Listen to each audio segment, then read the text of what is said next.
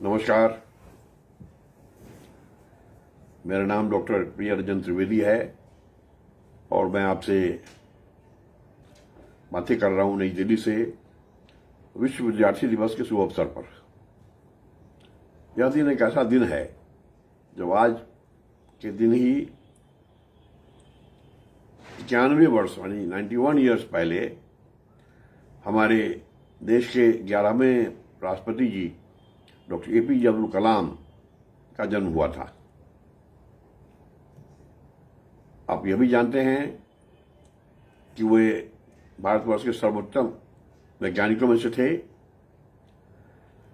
तमिलनाडु के रहने वाले थे और तमिलनाडु में जो रामेश्वरम जिला है, रामेश्वरम जो तीर्थ स्थल है, वहीं पर एक गांव है धनुषकोटी के रहने वाले थे। मैं कई बार उनसे वहां भी मिला था।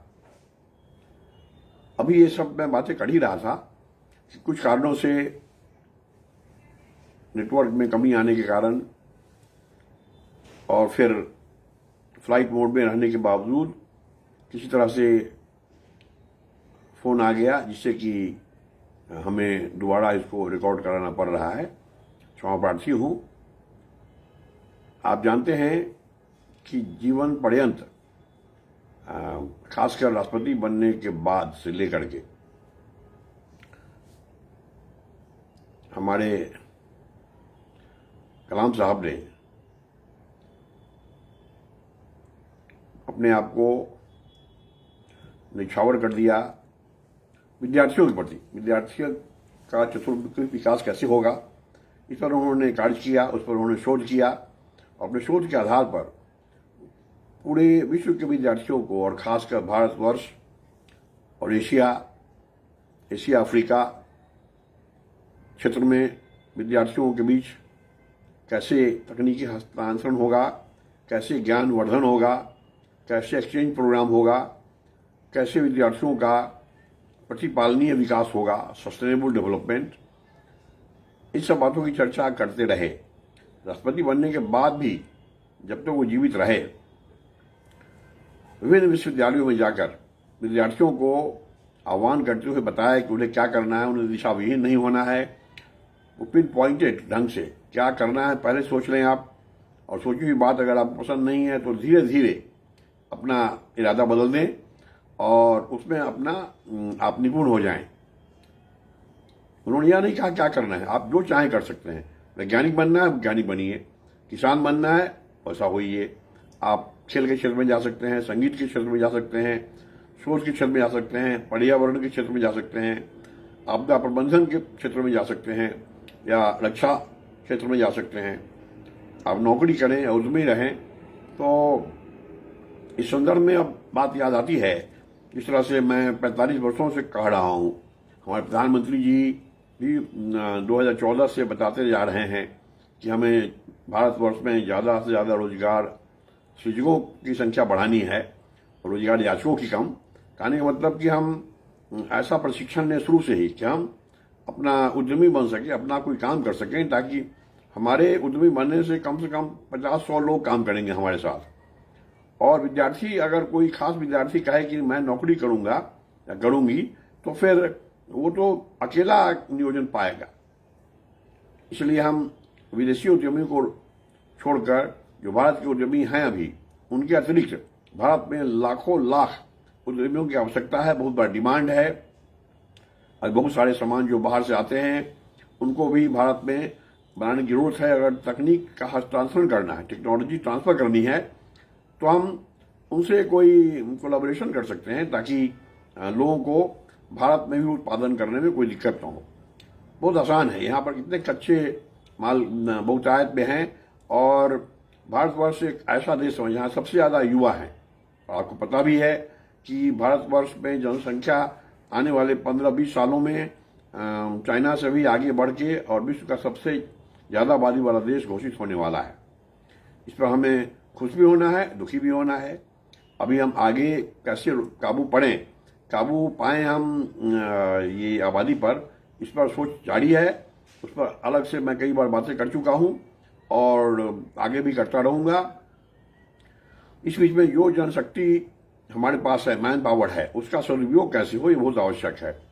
हो सकता है इतना मैन पावर होने के बाद और इतने अच्छे प्रशिक्षक हैं, इतना अच्छा वातावरण है, तब उन्हें अगर वृत्तिमूलक पाठ्यक्रमों के माध्यम से, वोकेशनल कोर्सेज के माध्यम से प्रशिक्षित किया जाए और वो निपुण हो जाए किसी एक खास क्षेत्र में।